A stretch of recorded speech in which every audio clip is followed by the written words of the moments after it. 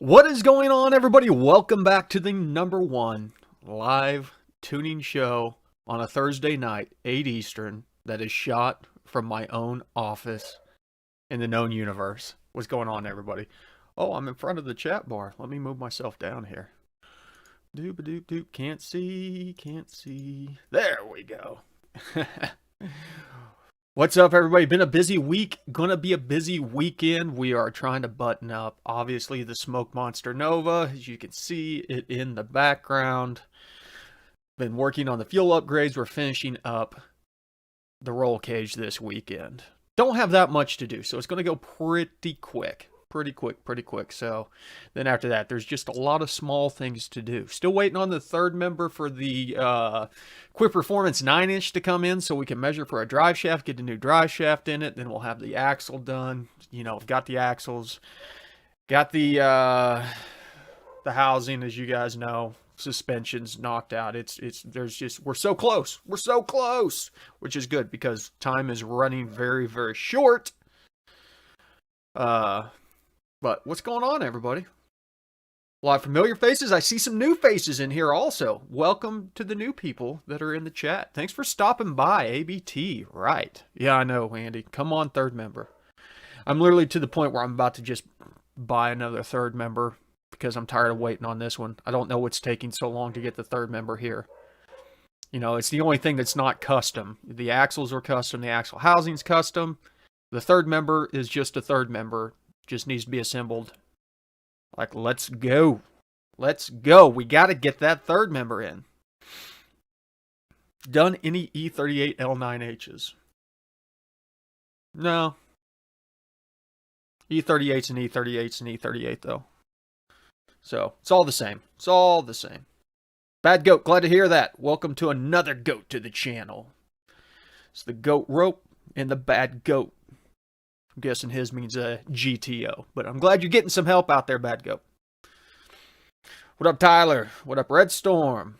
PMAZ, Crash Idaho, Jamil, ICT Car Guy, Cole, Andy as usual, Rockroll Wallace, Kyle Graham, Super Slow's in here, 6L63, Species 8472's back as usual. Good to see you again. And Newbie Vape got his hand controls installed in his TA. Congratulations, man. That's awesome.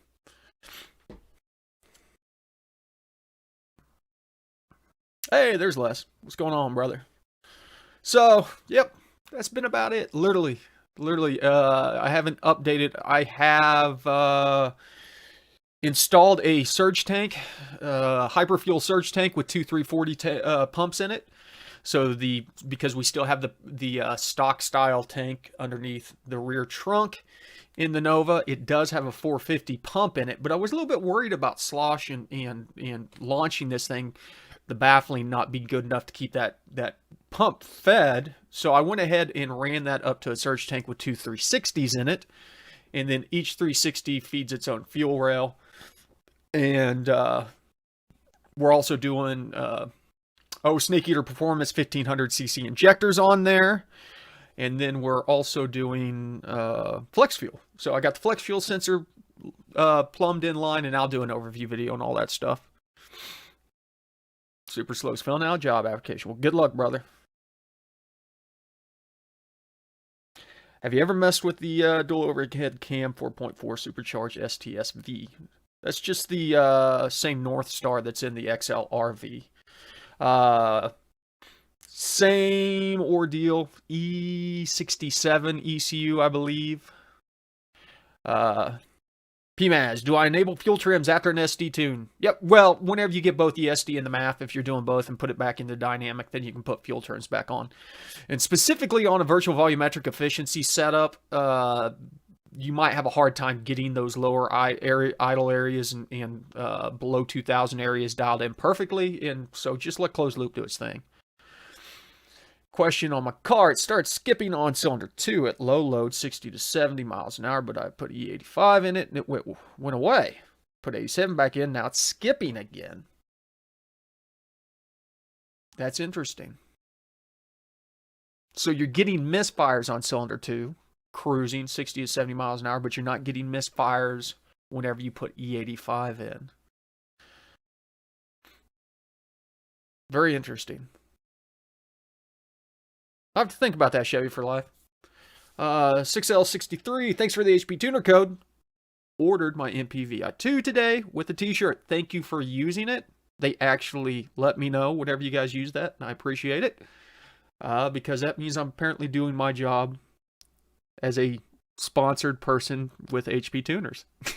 And if you guys don't know, I do have a code. It is GR Garage, all one word, capital letters. And if you're buying anything over $50 from HP Tuners, be it credits or an MPVI2 or something like that, you get a free t-shirt. Just add it to your shopping cart, and then whenever you put the code in, you'll get free shipping and a free shirt out of it. Andy asked, does that mean you need 2 fuel pressure regulators? No, I upgraded to an Aeromotive A1000 that has the 2 inputs in it. So you've got both rails are running to the same pressure regulator.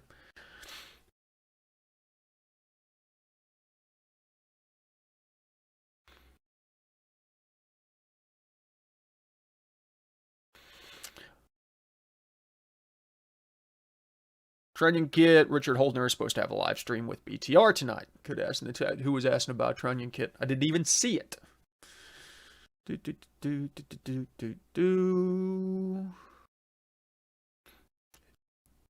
you're doing your valve train, though, go ahead and do the Transient Kit. There's no reason to. It's cheap. Cheap insurance.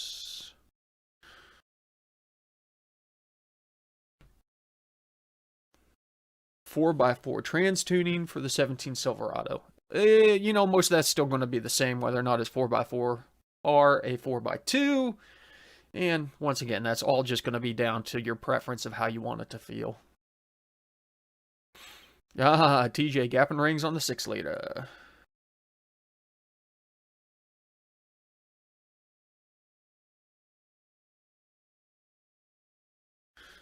It's a dead skip, but it's not undrivable, just unbearable. That's very interesting, Chevy for life.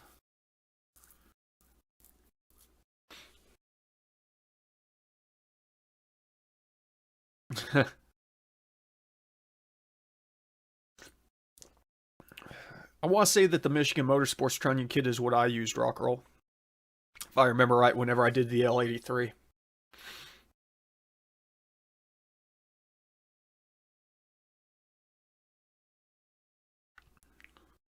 There you go, Les. Species says, been using my new AEM sensors with the MPVI2. Works pretty good. Good to hear. We need to, oh, wow, just had 5 people subscribe to the channel. A lot of those, or at least a couple of them, look like spam, possibly.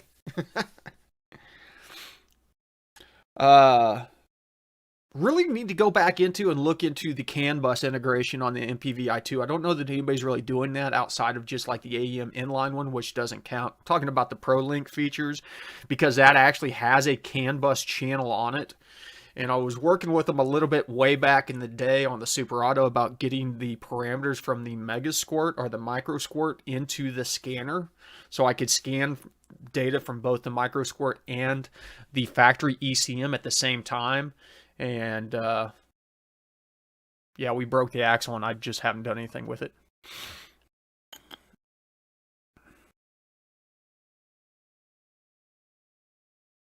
TJ, you know, a lot of times whenever I'll do that, he said I had to order a second pack, overshot 3, but I need a few 4-inch molly rings. I'm kind of like you, except that normally whenever I order my pistons, I'll go ahead and order 2 more ring packs, as in 2 more ring assemblies per piston, so I have a couple spares, because I have a tendency to break them. I might be a little bit hard on my rings.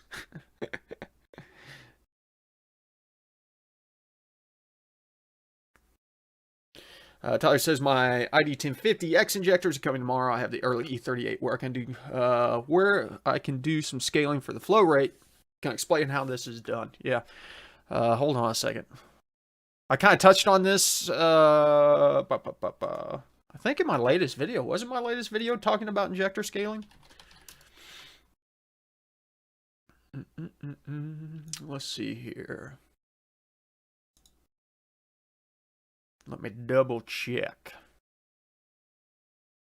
Oh, no. In fact, I believe I have a video coming out probably tomorrow or the next day about injector scaling, so just stay tuned.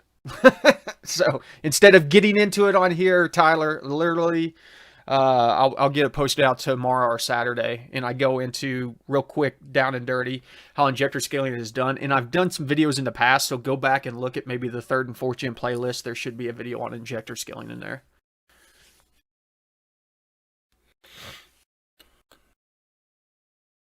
Wiring schematic for the CAN bus for Mustang, we have 3. Yeah, that's probably not crazy.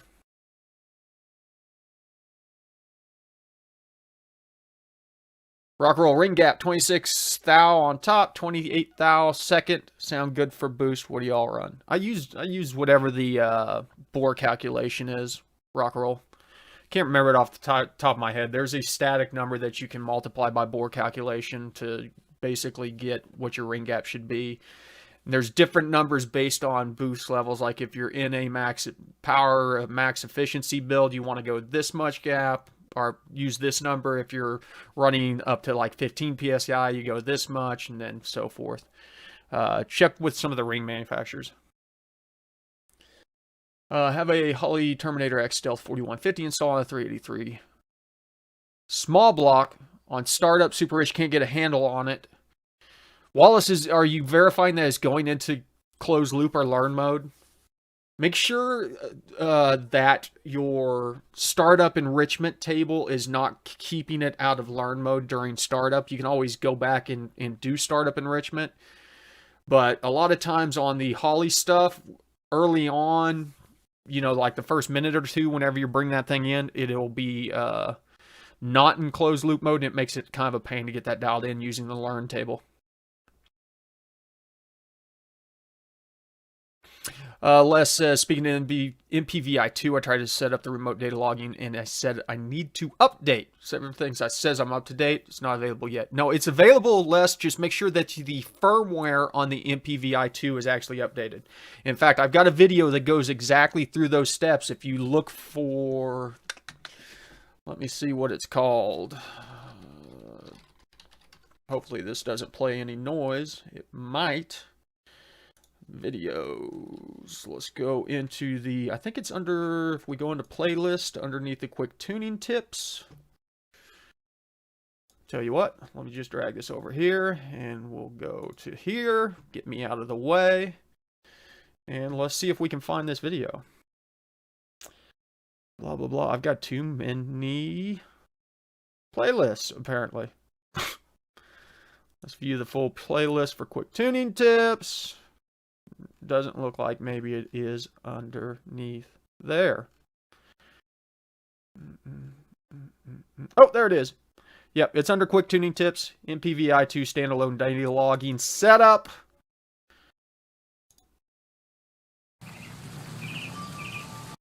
Don't play my own video over me. Here we go. Oops, I didn't mean to do that. I was trying to copy and paste that. Copy. Okay, we can close that out. Boom. Okay. There you go, Les.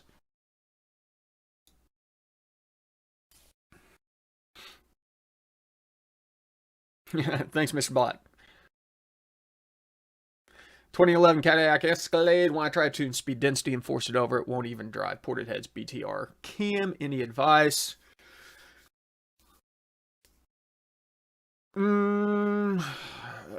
Try taking fuel out. Take 10% out of the entire VE table. See if that helps to get to the point, Lucas, where you can start data logging.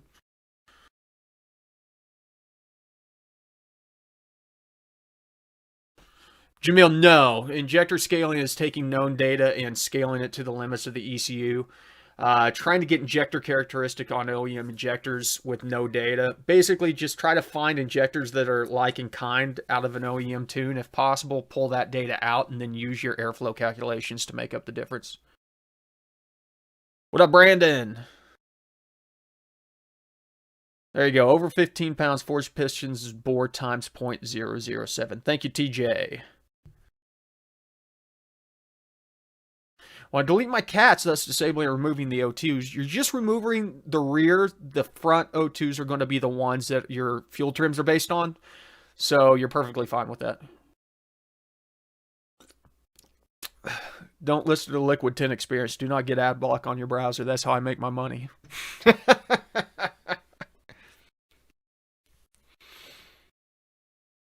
Does E85 need more fuel or less MPE? Which should I target when I start my tuning for E85?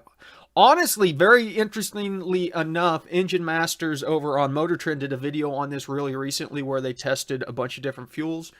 87, 91, I think maybe 106 and 110, and E85.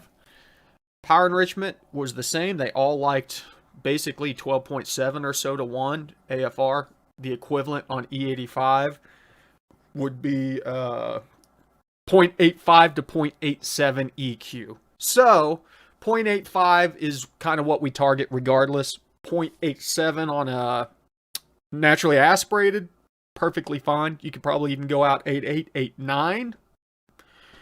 So regardless of whether or not you were on gas or E85, that area should be pretty good. Got to remember, there's a couple things to remember on E85. Big thing is, it makes more power because you're actually putting in 30% more fuel. If you look at the BTU rate between both gasoline and E85, the BTU rate's higher on gasoline than E85, but because we're putting in the additional 30% of E85, then the BTU rate of E85 becomes higher than gasoline. That's where we get the additional power at. And then it is more resistant to detonation. Now, everybody says you can run more timing on E85. Got to remember that just because you can run more timing doesn't mean that the engine is going to make more power on the more timing. Rich has been messing with transient fueling, trying to enrich a lean tip-in situation after installing a 92mm throttle body over a stock 78. Not getting anywhere. In fact, if I add too much, the motor won't start. You looking at your wall impact and all that stuff, Rich? And then on top of it, make sure that your PE enrichment ramp-in rate is not too high, because what could actually be happening is that you're commanding PE so fast, as going from 1 to your 0.85 or 14.7 to 12.5 so quick that your wideband can't keep up and you're getting false lean data through there. So make sure that you're just not getting false lean data. Andrew, what is the bar serving tonight? It is Victory Dirt Wolf Double IPA. Big shout out to Brad for that. One of the guys I'm doing a custom tune for, we've been working on his ZL1 for a long time now, and he hooked me up with a case of it. It's a little bit strong, a little bit of a strong double IPA, but enjoying it. When running E85, should you change engine oil more frequently? I don't know why.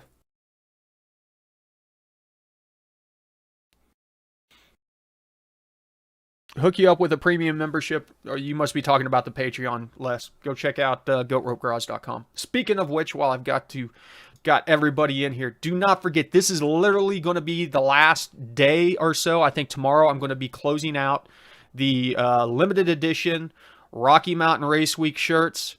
So if you want to order one, go get one ordered up. Everybody's name that buys one will be on the back as a supporter.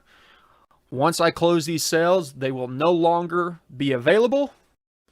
And then I'll be ordering these up either this weekend or the first of next week. Hopefully they get in pretty quick here, and I'll get them shipped out to everybody that ordered one.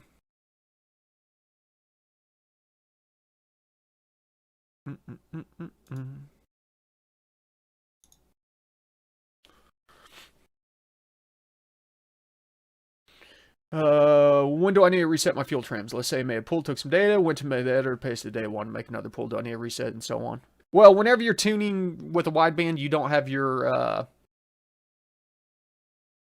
thank you, Chevy for Life. Correct. You don't set your PE table to 0.85. You set it at, 1.12 or whatever to get 85. Whenever you're tuning with the wideband, fuel trims are disabled, so just make sure and technically you don't even necessarily need to reset them after you re-enable them. Some of them will retain that data, but most of the time whenever you write a new config, they're going to reset anyways. 2014 Chevy SS sedan, BTR stage 2 rotofab, JBA shorty headers. Do I have a chance against a stock Scat Pack? I would think so. I'm guessing the Chevy SS, even though it is heavy, is probably still a bit lighter than a Scat Pack.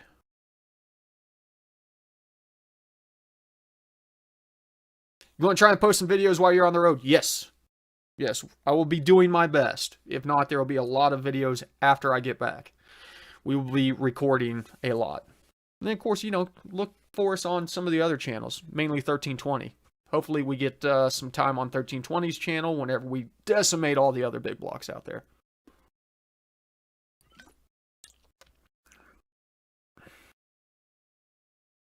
Truck stumbles in gear at idle. Stock 2009 GMC Sierra.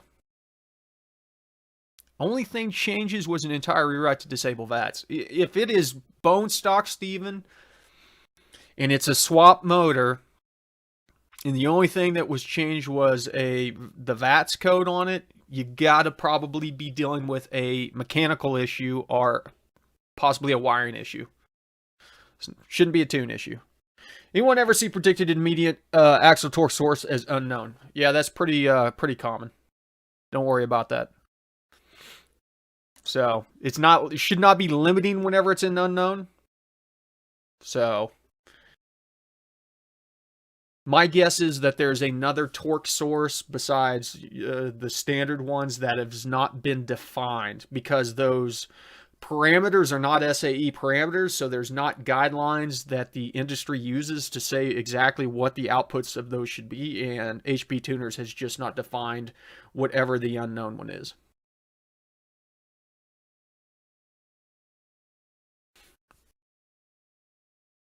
Try having your ramp in rate. Cut it in half, Rich. See if that helps.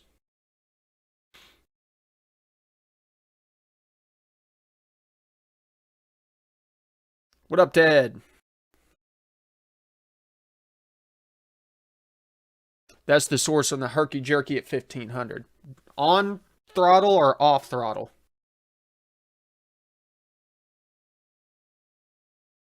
How do you feel about the Blue Cat tool for setting up transmission tables? Man, I love Blue Cat. Love his transmission tables. Virtual volumetric efficiency editor, as we know it in the editor now, is something that he developed over 10 years ago.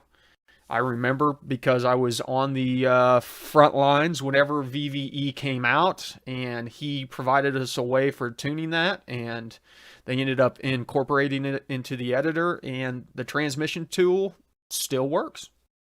I don't think it will automatically import data like it used to, but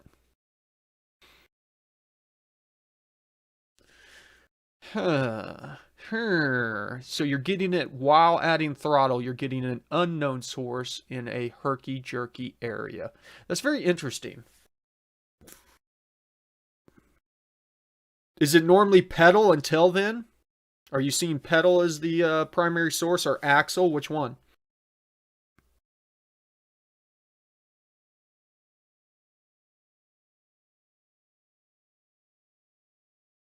Are we going to Bandamere? I believe that is on the list.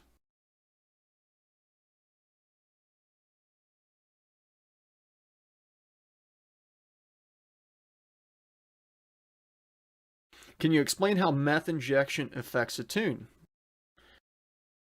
Corvette already has meth injection. Now I'm putting on E85 to run both. Yeah, meth injection does a couple things. The primary thing is that it cools down the intake charge.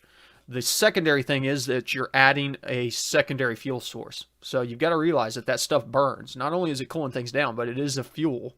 Even if it is a low blend like windshield washer fluid, it is going to offset your fuel tables because you will be running rich unless you tune for the meth injection.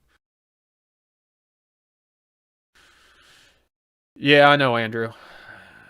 I know. And it is completely broken. I don't even think the VE tool is viable anymore. It made life so much easier back in the day.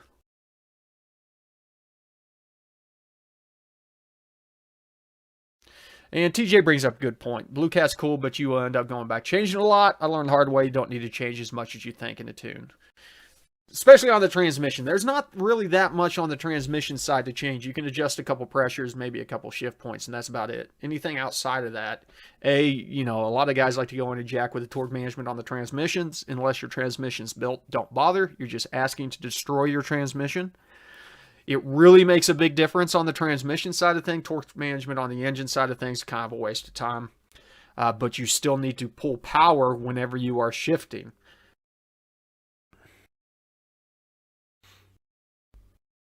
Yes, nitrous cools air just like meth. Nitrous, you're just adding more oxygen. Meth, you're just adding more fuel. There you go. Just going to spray right through it. That'll work.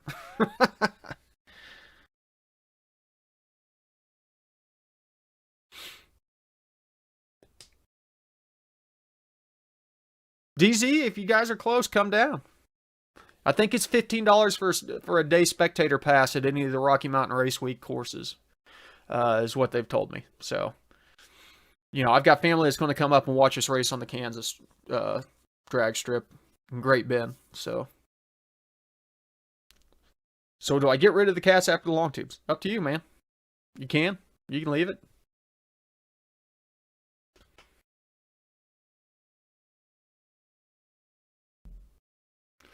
Wide open throttle on the 1-2 shift. My truck bounces off the rev limiter before shifting. Advice: yeah, you need to lower your shift speed for the 1-2. Basically, you're making enough power now where you're hitting that speed quicker than the transmission can shift. So lower it down like 2 or 3 miles an hour to give it the chance to start the shift before you hit the rev limiter. That's pretty common whenever you start making more power. No. I'll be wearing your name on the shirt, Andy. So.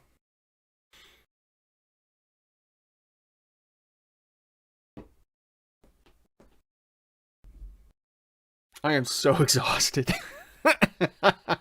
Just over here about to fall asleep. You do what now? Hey, Joe. Show up in the last 3 minutes.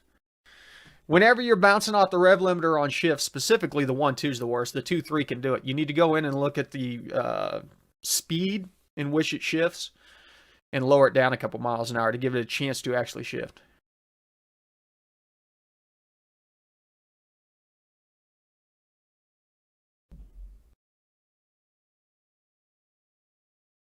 Oh, I'm a huge fan of methanol injection.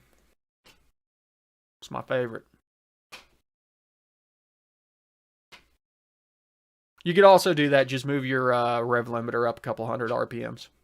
That'd probably be the quick way of adjusting all that. But if you don't want to mess with the rev limiter. Any tuning tips for towing?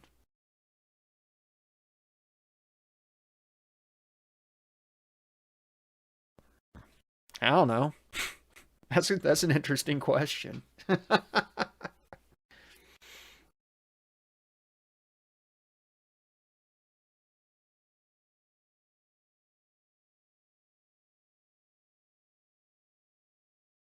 Well, Les, maybe we'll see you out there next year then. We missed 2.0. We're not going to end up making 2.0 this year. My co-pilot, we're going to run his car. It's not going to, well, he's in the middle of a move, so. He's in the middle of a move. Him hitting 1.0 with us is all he can get into this year.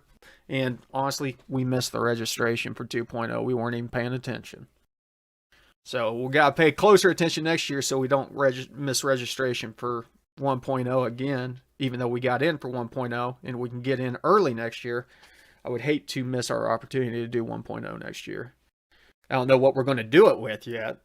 I mean, not saying that we're going to take the smoke monster back out, but maybe we take the smoke monster back out with a blower on it, or maybe we twin turbo the GT350, take it. Who knows? Well, there you go, Brandon. You never know unless you try. Go find one. Run them down. Yes, it will affect the tune, Andrew. He's wondering if the additional load on the engine, the same RPM, affect the tune. Well, and that's the thing. If you're going to be towing, a modified vehicle, you want to probably do some data logging with the additional load in there because you're going to hit cells that you don't normally hit on the volumetric efficiency table. Mass airflow shouldn't be an issue, really. you know, you're only going to breathe so much air through the mouth.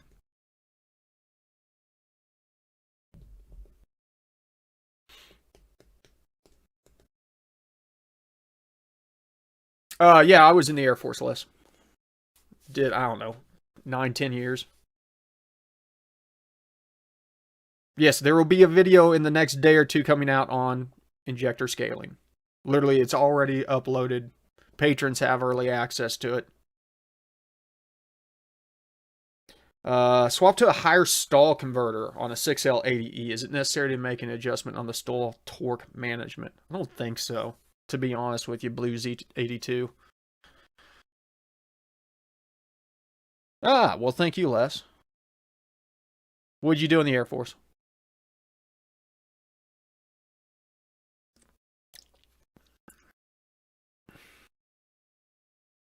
Chevy for life, your subscription must have expired. Yeah, see you, Brandon. We're wrapping up anyways. Blue Z20, Z28, Blue Z82. The only thing that I would look at is your lockup in your lower gears, first through fourth gear. You know, first, second, and third shouldn't be locking up from the factory anyways. In fourth gear, you probably don't need to lock up on that either, so you might max out the lockout on fourth, and then you might need to adjust the fifth and sixth lockout a little bit, but... Oh, you like that? There it is. Look at that. See-through except for the logo. Woo! And it's actually green. That's why it's doing that.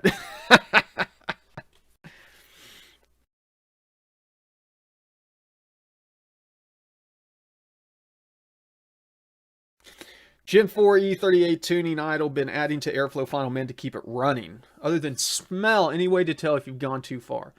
Yeah, Ted, whenever you're adjusting that airflow final table, it's going to do a couple different things. You know, if it's too low, the thing's going to hunt on the bottom side of your set point. So if you're set at 750 and it's hunting down to 700 and having to advance timing to get it back up to 750 and stuff like that, your airflow is probably too low. Same ordeal if it is riding too high and pulling timing, or maybe whenever you're coming to a stop, if it takes too long to get down to your set point, the airflow final is probably too high in that case. Why would a throttle body not work on Gen 3 5.3 when I change the torque management RPM versus gear? Make sure 640 is not the limit on that table, Tim. 640 might be the limit of that table on the 3rd gen stuff. Vehicle maintenance. Gotcha. I was aircraft D&E. The motorcycle guy. You're also the motorcycle guy. Okay, time to wrap it up. 8:32. You guys know the drill. Thanks for stopping by the garage. Remember, ABT, always be tuning. See you guys next Thursday.